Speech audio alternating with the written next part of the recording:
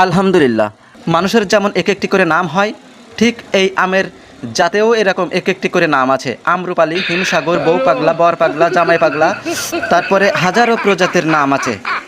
আমি হয়তোবা সবগুলো জানি না, কয়েকটি জানলাম তাই বললাম।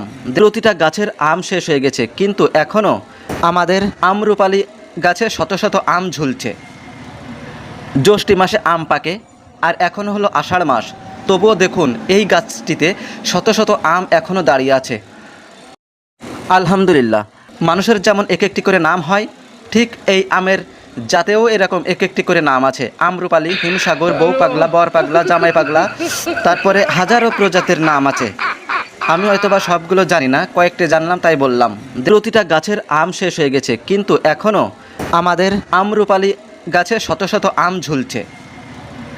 জ্যৈষ্ঠ মাসে আম পাকে, আর এখনও হলো আষাঢ় মাস, তবুও দেখুন এই গাছটিতে শত শত আম এখনও দাঁড়িয়ে আছে।